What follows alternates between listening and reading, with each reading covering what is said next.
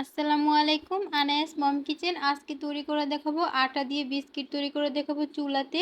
তো আটা দিয়ে কিন্তু আপনারা এত সুন্দর বিস্কিট তৈরি করতে পারবেন, একদম পারফেক্ট ক্রিস্পিও হবে এবং ভেতরটা হবে সফট। আর দেখেই বুঝতে পারছেন বিস্কিটগুলো কতটা পারফেক্ট হয়েছে, পিছনের সাইডটাও কিন্তু পুড়ে যায়নি আর ভেতরটা অনেক ক্রিস্পি হয়েছে। তো এরকম বিস্কিট কিন্তু আপনারা সহজে চুলাতে আটা দিয়েই মাত্র বানিয়ে নিতে পারবেন। আটা আর মাত্র একটি ডিম দিয়েই কিন্তু এই বিস্কিটগুলো তৈরি করে দেখাবো। তো আশা করি ভিডিওটা ভালো লাগবে। প্রথমে এখানে একটি ডিম ভেঙে নিলাম আর কুসুমটাকে আলাদা করে নিব। তো আলাদা করতে গিয়ে আমার কুসুমটা কিছুটা ভেঙে গিয়েছিল, তো আমি যেটুক পারছি বাকিটা তুলে নিচ্ছি আর যেটুক পারিনি সেটুক থাক। তারপর আমি এখানে 1/3 কাপ দিয়ে দেব গুঁড়ো করা চিনি, তো যেটা পাউডার সুগার। আমি এখানে চিনিটা গুঁড়ো করে নিয়েছি, সেই চিনিটা দিয়ে দিলাম। এবারে আপনার চিনির পরিমাণটা আর একটু বাড়িয়েও দিতে পারেন। তারপর দিয়ে দিলাম 1/4 কাপ রান্নার রেগুলার তেল। এটা দিয়ে আর সামান্য একটু লবণ দিয়ে আমি ভালোভাবে ফেটিয়ে নিব। অবশ্যই এটা ভালোভাবে ফেটাতে হবে, তো আপনারা একটু সময় নিয়ে ফেটাবেন। তারপরে আমি এটা যখন চিনিটা ভালোভাবে গলে গিয়েছে তখন 1 কাপ পরিমাণ দিয়ে দেব আটা আর হাফ টিস্পুন দিয়ে দিলাম বেকিং পাউডার, এটা কিন্তু বেকিং সোডা না। আর এক চা চামচ দিয়ে দিলাম গুঁড়া দুধ। তো এগুলোকে সবগুলো একসাথে মিশিয়ে নিব। তো এই পর্যায়ে কিন্তু আমার ডোটা পারফেক্ট হয়নি, একদম লিকুইড। তো আমি এই জন্য আরও হাফ কাপ আটা নিলাম। তো এটা অল্প অল্প করে দিব আর অ্যাড করব। অল্প অল্প করে দিয়ে মাখিয়ে নিলাম। তো এখানে আমার হাফ কাপ আটাই লেগেছে, তো মোট আমার 1.5 কাপ পরিমাণ আটা লেগেছে। তো আপনাদের ডিমের সাইজ ছোট বড় হলে কম বেশি লাগতে পারে, তো এভাবেই অল্প অল্প করে দিবেন আর মিশাবেন আর এরকম একটা সফট ডো তৈরি করবেন।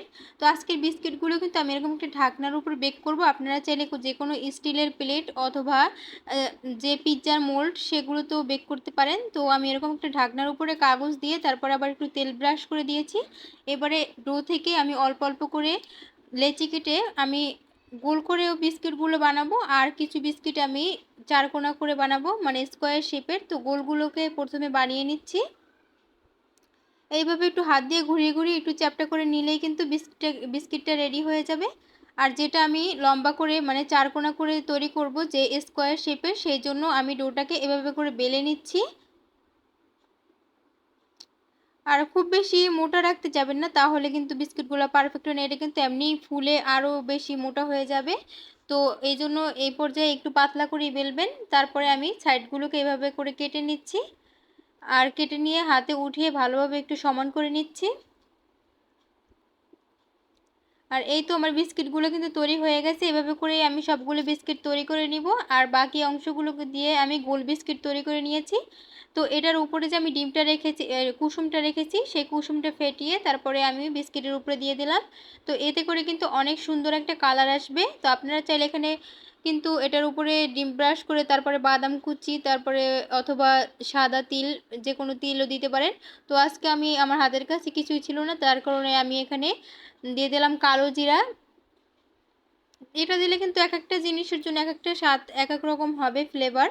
তো আমি কালো জিরাটা দেওয়ার পরে এখানে কিন্তু একটা আমি পাত্রের 3 পিস লেখালেখির কাগজ দিয়ে একটা স্ট্যান্ড দিয়ে বসিয়ে দিলাম। তারপরে আমি এই যে বিস্কিটের যেই ট্রেটা আছে সেটাকে বসিয়ে দিলাম। আর এরপর আমি ঢাকনা দিয়ে অপেক্ষা করব লো আঁচে। আমি 25 থেকে 30 মিনিট একদম লো আঁচে রেখে দিবেন। তারপরে 25 থেকে 30 মিনিট পর একবার ঢাকনা খুলে নিয়ে দেখবেন। তো আমি 25 মিনিট পরেই দেখুন মাশাআল্লাহ কত সুন্দর হয়েছে। বিস্কিটগুলোর কালারও যেমন সুন্দর আর কাগজগুলো কিন্তু তেমন পুড়ে যায়নি। আর এই পর্যায়ে আমি গোল বিস্কিটগুলো একইভাবে বেক করে নিব, সেই জন্য আমি গোল বিস্কিটগুলোও দিয়ে দিলাম। আর এভাবে করেই আমি গোল বিস্কিটগুলোকেও প্রায় 25 মিনিটের মতো বেক করছি। আর এই পর্যায়ে দেখুন সবগুলো বিস্কিট কি সুন্দর, দেখতেও মাশাআল্লাহ যেমন সুন্দর আর খেতেও অনেক বেশি মজার হয়ে থাকে। আপনারা দেখুন পিছনের সাইডটাও কিন্তু একদম পুড়ে যায়নি। তো একদম দেখেই বোঝা যাচ্ছে যে কতটা পারফেক্ট হয়েছে। তো এরকম পারফেক্ট বিস্কিট মাত্র আটা দিয়েই কিন্তু আপনারা খুব সহজে ঘরে বানিয়ে নিতে পারেন। তো অনেক সময় ঘরে বিস্কিট থাকে না, বাচ্চারা যদি বিস্কিট খাওয়ার জন্য বায়না করে তখন কিন্তু এভাবে করে বানিয়ে দিতে পারেন। আশা করি ভিডিওটা ভালো লাগছে, আর ভালো লাগলে অবশ্যই চ্যানেলটা সাবস্ক্রাইব করবেন এবং ভিডিওতে একটা লাইক করে দিবেন। আর এতক্ষণ সাথে থাকার জন্য অনেক অনেক ধন্যবাদ। তো আজকে এখানে বিদায় নিচ্ছি। আল্লাহ হাফেজ।